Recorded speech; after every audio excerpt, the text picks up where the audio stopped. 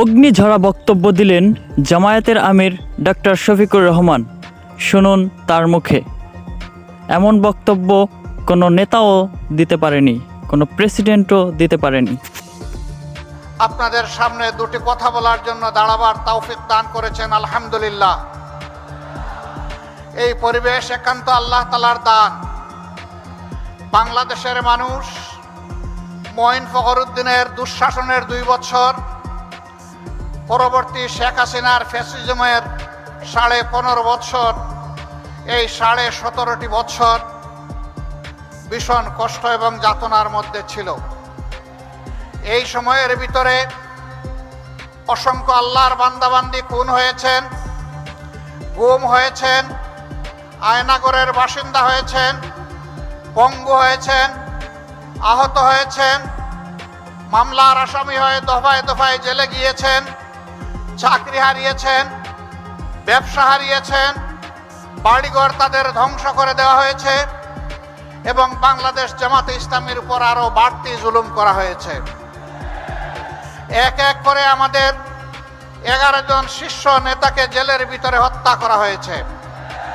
বিচারের নামে তামসা করে কাউকে দেওয়া হয়েছে ফাঁসি, কাউকে ঠেলে দেওয়া হয়েছে মৃত্যুর দিকে। প্রিয় দেশবাসী, আপনারা লক্ষ্য করেছেন পুরাটা সময় জুড়ে বাংলাদেশ জামাতে ইসলামী একমাত্র দল যেই দলের কেন্দ্রীয় কার্যালয় থেকে শুরু করে দেশের সব কয়টি কার্যালয় কার্যত সিলগালা করে রাখা হয়েছিল। একমাত্র দল যেই দলটির নিবন্ধন কেড়ে নেওয়া হয়েছে।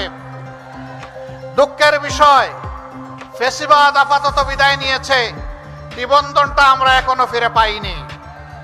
এখনো সেই নিবন্ধন ফিরে পাওয়ার জন্য আমাদেরকে আদালতে লড়াই করতে হচ্ছে। এটি বাংলাদেশের জন্য লজ্জার বিষয়। যাদেরকে দেশপ্রেমের কারণে, যাদেরকে অন্যায়ের কাছে, ফ্যাসিবাদের কাছে মাথা নত না করার কারণে যাদের নিবন্ধন কেড়ে নেওয়া হলো, তাদের নিবন্ধনটা পরিবর্তনের সাথে সাথেই তাদের হাতে ফেরত দেওয়া উচিত ছিল। আমরা সরকারের কাছে দাবি জানাচ্ছি, অবিলম্বে আমাদের পাওনা আমাদের কাছে ফেরত দিন, আমাদের প্রতীক সহ ফেরত দিন। আমাদের উপর জুলুম করা হয়েছে, এই জুলুমের অবসান হোক।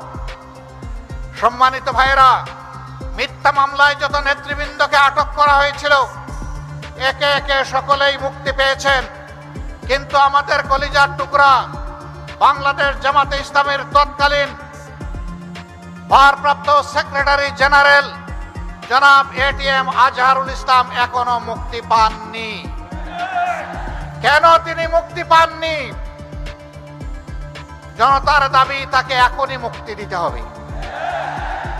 তিনি মজলুমদের প্রতীক। এক এক করে আমাদের সমস্ত শ্রেষ্ঠ নেতৃবৃন্দকে তারা খুন করেছে। আল্লাহ তাআলা তার একজন বান্দাকে জীবিত রেখেছেন। সম্মানের সাথে অবিলম্বে আমাদের বুকে তাকে ফিরিয়ে দিন। যদি গড়িমসি করা হয়, বাংলাদেশ জামাতে ইসলামী জনসম্পৃক্ত ন্যায্য দাবি সহ জনাব আজহারুল ইসলামের মুক্তির দাবিতে মাঠে নামতে বাধ্য হবে।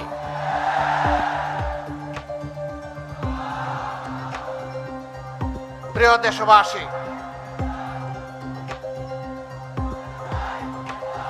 এ মাসটি হচ্ছে ভাষা আন্দোলনের মাস। 52 সালের ভাষা আন্দোলনে তরতাজা যে জীবনগুলা ঝরে গিয়েছিল, আজ আমি তাদেরকে গভীর শ্রদ্ধার সাথে স্মরণ করছি। আল্লাহ তাআলা তাদেরকে শহীদ হিসাবে কবুল করুন। কিন্তু আমরা কি দেখলাম? 52 গেল, 71 গেল, দেশ স্বাধীন হলো, কিন্তু আমরা দেখতে পাই বরকতের জীবিত মা খুপড়ি করে বসবাস করেন। বর্ষার সময় উপর থেকে পানি পড়ে আর গ্রীষ্মকালে রোদ ঢুকে। এটি জাতির জন্য লজ্জা।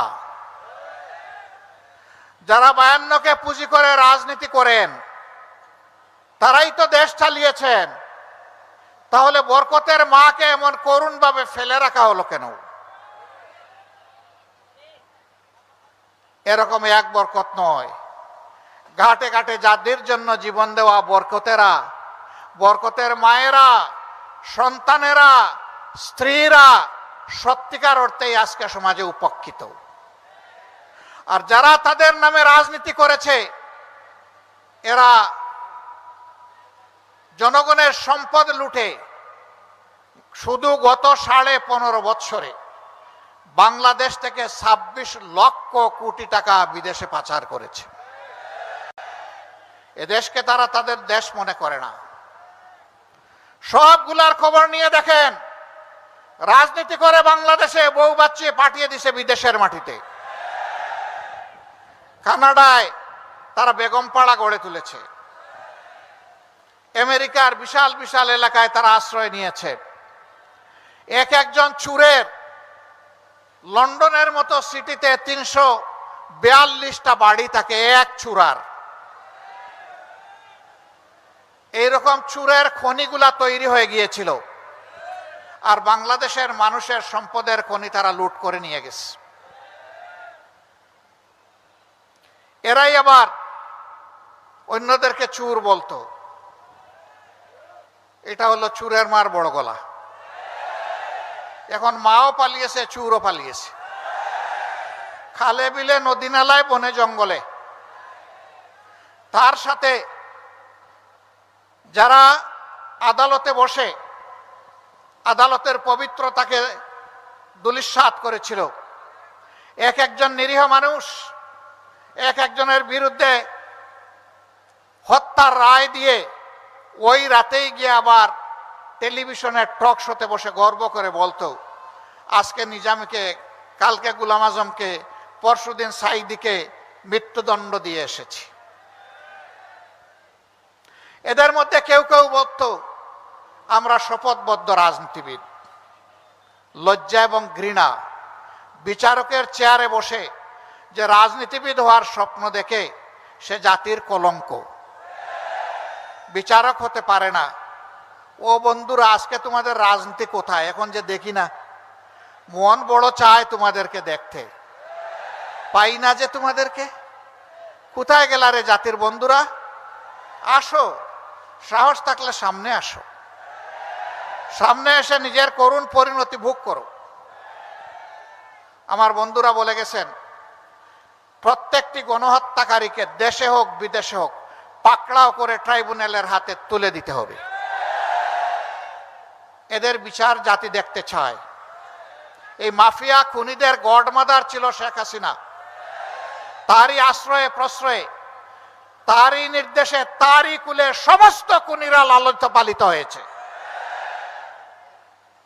জাতি এদের বিচার চায়। এতদিন আমরা বললে কিছু কিছু মানুষ সন্দেহ করত এগুলা রাজনৈতিক বক্তব্য কিনা।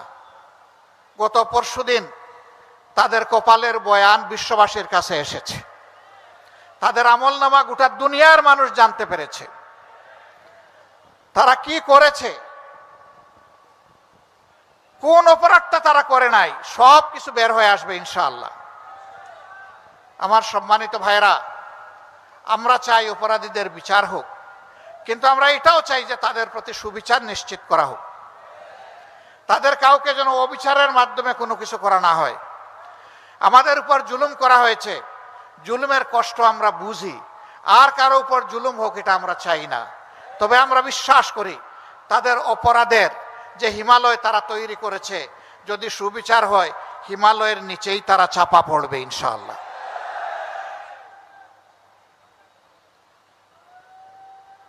দেশের সম্পদ দেশের ভিতরে থাকুক বিদেশে থাকুক, জাল ফেলে এগুলা দেশে ফিরাই আনতে হবে, সরকারের কোষাগারে জমা দিতে হবে। বৈষম্যহীনভাবে বাংলাদেশের উন্নয়নে এগুলাকে কাজে লাগাতে হবে। কেন বৈষম্যহীন বললাম? এর আগে যার বাড়ি যেখানে হোক না রোডের বদলে বাস, কিন্তু উন্নয়ন সব সেখানে। এই নরসিংদী জেলা 25 লক্ষ মানুষের জেলা, কার্যত এটি একটা ইন্ডাস্ট্রিয়াল টাউন। সারা জেলাটাই একটা ইন্ডাস্ট্রিয়াল পার্ক। এখানে লক্ষ লক্ষ মানুষ শ্রম বিনিয়োগ করে উপার্জন করেন, তারা চুরি ডাকাতি করেন না।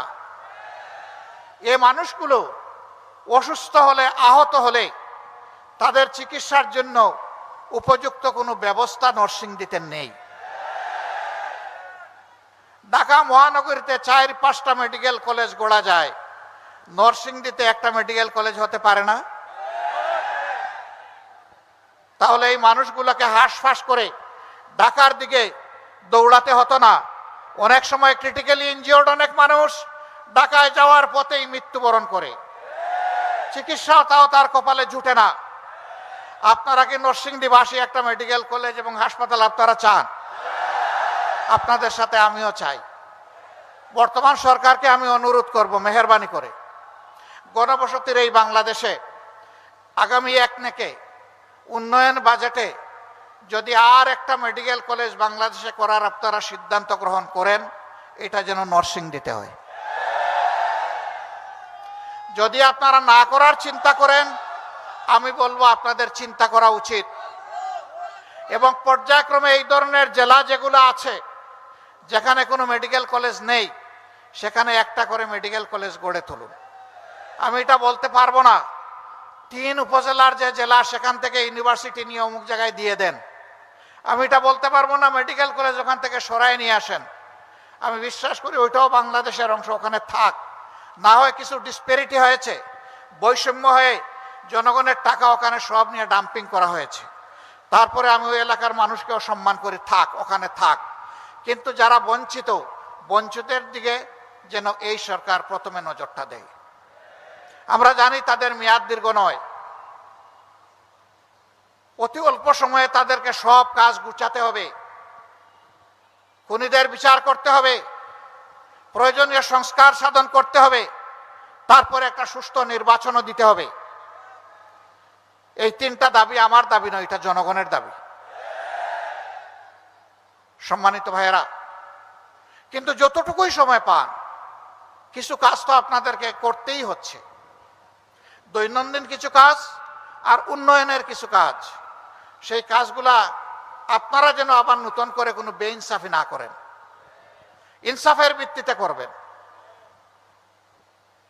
আমাদের সন্তানেরা জীবন দিল, 24-এর গণহত্যায় তাদেরকে দুনিয়া থেকে বিদায় করা হলো, অনেকগুলা লাশের আজ পর্যন্ত কোনো খবর পাওয়া গেল না। আমরা কিভাবে পাবো?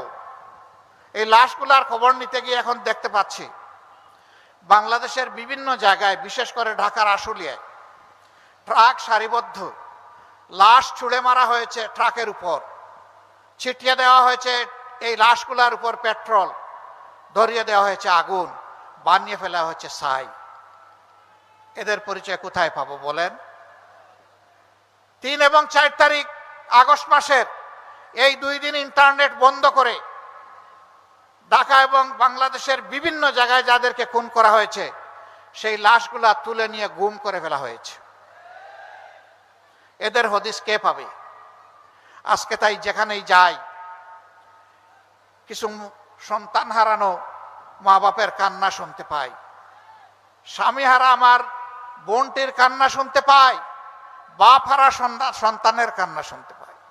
তাদের একই কথা, আমাদের আপনজনটা কি বেঁচে আছে? যদি বেঁচে থাকে সে কোথায়? আর যদি বেঁচে নাই থাকে তার কবরটা কোথায়? অন্তত কবরটা আমাদেরকে দেখায় দেন। আমরা তাদের কবরটা দেখে কিছু প্রশান্তি নেই।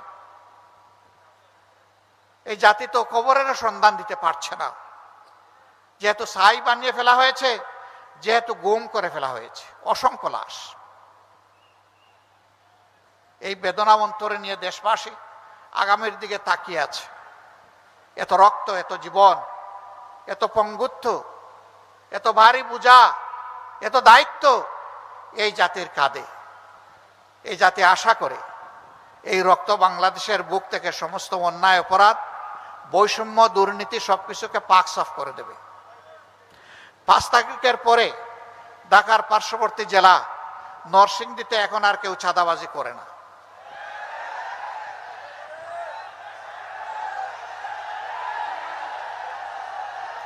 মিল, ফ্যাক্টরি, ইন্ডাস্ট্রির মালিক যারা, তাদের কাছে গিয়ে বলে না শান্তিতে যদি ব্যবসা করতে চান মাসে মাসে এত টাকা দিয়ে তারপরে ব্যবসা করবেন। ছোট একজন পানের দোকানদার হকার, এই বেটা, এখানে যদি বসতে চাও, পান বিক্রি করতে চাও, সকালবেলার খাজনা দিয়ে তারপরে বসো। অসহায় মানুষ ভিক্ষার বাটি হাতে নিয়ে বসে, বলে এই ভিক্ষা তো করবা, কোথায় বসেছো জানো? এখানে ভিক্ষা করতে হলে খাজনা দিতে হবে। এই বাজে ঘাটে ঘাটে চাঁদা, জনে জনে চাঁদা অদিষ্ঠ। আপনি একটা বাড়ি বানাবেন, দেখবেন যে মানবরূপী দানবরা এসে হাজির হয়ে বলবে, চাচা, বড় ভাই বাড়ি বানান, অসুবিধা নাই, আমাদের দিকে তাকাতে হবে। তো উনি বুঝতে পারছে না যে কোথায় তো বলছে, তো আবার তাকাবো কি? বলে যে হ্যাঁ আপনাদেরকে দেখতে পাচ্ছে। কই এই ধরনের দেখা না। তাইলে কি ধরনের দেখা? কই জানেন তো এখানে আমাদের বড় ভাইরা আছে, আমরা তাদের সাথে চলি, আমাদেরও কিছু বিষয় আশা আছে, খরচপাতি আছে, এটা একটু দেখতে হবে। তিনি বলেন, বাবা আমি তো আমার বৈধ জমিতে বৈধ আয়ের সঞ্চয় থেকে আমি বাড়ি তৈরি করছি, অথবা ব্যাংক লোন দিয়ে বাড়ি তৈরি করছি, আপনাকে আমি চাঁদা দেব কেন? কই ঠিক আছে, আগামীকাল থেকে টের পাবেন কিভাবে বাড়ি বানান। আপনাদের এলাকায় তো সমস্যা নাই। ও বাবা, এগুলাও এখানে আসে, সবই আছে। তাহলে আমাদের সন্তানেরা কি এই জন্য জীবন দিয়েছে? দেয় নাই। আমরা আল্লাহর নামে শপথ করে বলছি, হে সন্তানেরা, তোমরা যারা জীবন দিয়ে দুনিয়া থেকে বিদায় নিয়েছো, জাতিকে ঋণী করে মুক্তি দিয়েছো, শ্বাস রুদ্ধ করে এই জাতিকে আমরা কথা দিচ্ছি, তোমাদের স্বপ্নের বাংলাদেশ গড়ার পথে আমাদের আপোষহীন লড়াই চলবে ইনশাআল্লাহ। এই সমাজ থেকে চাঁদা, দুর্নীতি, দুঃশাসন যতক্ষণ পর্যন্ত বিদায় না নিবে, ততক্ষণ পর্যন্ত তোমরা যে স্লোগান দিয়েছো, সেই স্লোগান আমাদেরও স্লোগান। তোমরা স্লোগান দিয়ে জানিয়ে দিয়েছো, এখনো স্লোগান দিচ্ছ, আবু সাইদ মুগ্ধ, শেষ হয়নি যুদ্ধ। আমরাও বলছি, হ্যাঁ তোমাদের স্বপ্নের বাংলাদেশ গড়ে দেওয়া পর্যন্ত তোমাদের সাথে হাতে হাত মিলিয়ে, কাঁধে কাঁধ মিলিয়ে এই লড়াই অব্যাহত থাকবে ইনশাআল্লাহ। এই যুবকদেরকে অভিনন্দন জানাই, তোমরা দুঃসাধ্যকে সাধন করেছো, তোমরা আমাদের জাতীয় বীর। যারা জীবন দিয়েছে, আল্লাহর দরবারে দোয়া করি, হে আল্লাহ তুমি তাদেরকে শহীদ হিসাবে কবুল করো, তাদের পরিবারকে তুমি সান্ত্বনা দান করো, আহতদেরকে তুমি সুস্থতার নিয়ামত দান করো, আর তাদের রেখে যাওয়া আমানত আমাদের ঘাড়ের উপর এর দায়িত্ব পালন করার তৌফিক আমাদেরকে দান করো। সম্মানিত ভাইয়েরা, অবশ্যই নির্বাচন হতে হবে বাংলাদেশ, কিন্তু যেন তেন মার্কা নির্বাচন এই জাতি চায় না। নির্বাচনের মতো নির্বাচন চায়, সুষ্ঠু নির্বাচন চায়, যেই নির্বাচনে পেশি শক্তি আর কালো টাকার খেলা চলবে না, এমন একটা নির্বাচন আমরা চাই। নরসিংদীবাসী আপনারাও কি চান? শিওর আপনারা চান? তাহলে বড় লড়াইয়ের জন্য প্রস্তুত থাকুন। এটা সহজে আসবে না, আমরা বুঝতে পারছি। একটা ধাক্কা 24 জুলাই আগস্টে দেওয়া হয়েছে, আর একটা ধাক্কা এই জাতিকে দিতে হবে।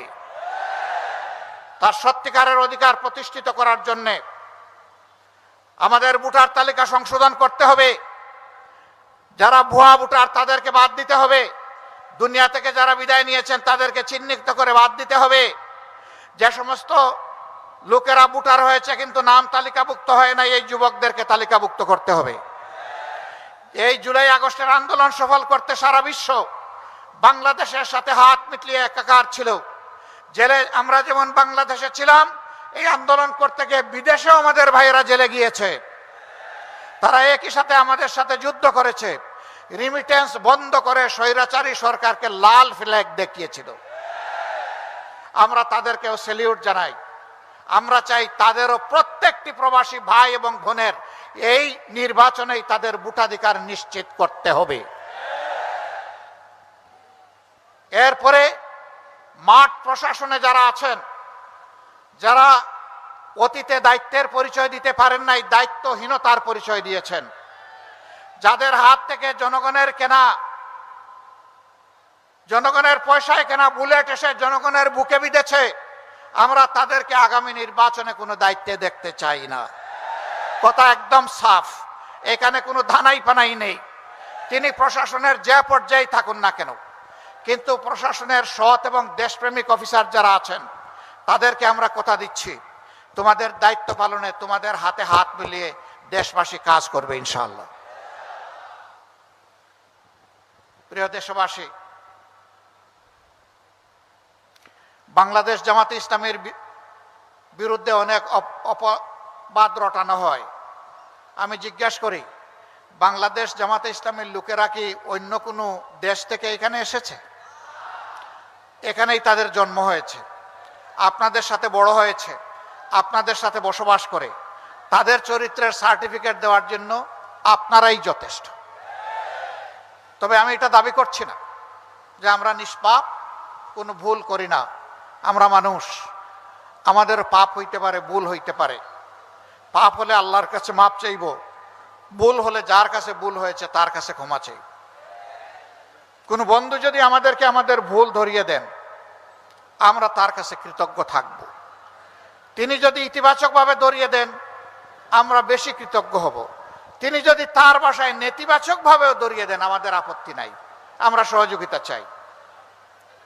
আমরা একটা বৈষম্যহীন, দুর্নীতিমুক্ত, দুঃশাসনমুক্ত মানবিক বাংলাদেশ গড়তে চাই, যেই বাংলাদেশে প্রত্যেকটা মানুষকে সম্মান করবে, নারী পুরুষ নির্বিশেষে, ঘরে বাইরে কর্মস্থলে সকল জায়গায় নিরাপত্তা এবং মর্যাদার সাথে তার দায়িত্ব পালন করবে, গর্বিত একজন নাগরিক হিসেবে পরিচয় দিবে। ধর্ম বর্ণ নির্বিশেষে সমস্ত মানুষ তার ধর্মকর্ম পালন করবে, কিন্তু তার ধর্মে অন্য কেউ হস্তক্ষেপ করার সাহস করবে না। আমরা এমন একটা মানবিক বাংলাদেশ চাই। সেই বাংলাদেশটা গড়তে গিয়ে আপনারা সবাই প্রস্তুত? আমাদেরকে সাহায্য করতে প্রস্তুত? কারো হাত উঠলো, কারো উঠলো না, বুঝতে পারলাম না। মাশাআল্লাহ, এখন দুই হাত একসাথে। আপনাদেরকে আন্তরিক অভিনন্দন, মোবারকবাদ। আমরা সেই বাংলাদেশ গড়তে চাই যতক্ষণ পর্যন্ত আপনারা বাংলাদেশ জামাতে ইসলামীকে ন্যায়ের উপর, দেশপ্রেমের উপর আপোষহীন পাবেন, কল্যাণকর কাজে দেখবেন, জনকল্যাণকর কাজে তাদেরকে আপনাদের পাশে পাবেন, এবং আগামীর বাংলাদেশ গঠনে তাদের উপর আস্থা রাখার মতো আপনারা সামনে পাবেন। ততক্ষণ পর্যন্ত আপনাদের ভালোবাসা আমরা চাই, আপনাদের দোয়া চাই, সমর্থন চাই, আপনাদেরকে পাশে চাই, আপনাদের বুকে আমাদের জন্য একটু জায়গা চাই। আপনারা বুকে এই জায়গাটা করে দিতে পারবেন? যদি সেই জায়গাটা করে দিতে পারেন, আমরা আপনাদেরকে ওয়াদা দিচ্ছি, আমাদের সকল আল্লাহর দেওয়া সকল শক্তির বিনিময়ে আমরা আপনাদের কল্পের, স্বপ্নের সেই মানবিক বাংলাদেশ আপনাদেরকে উপহার দেব ইনশাআল্লাহ।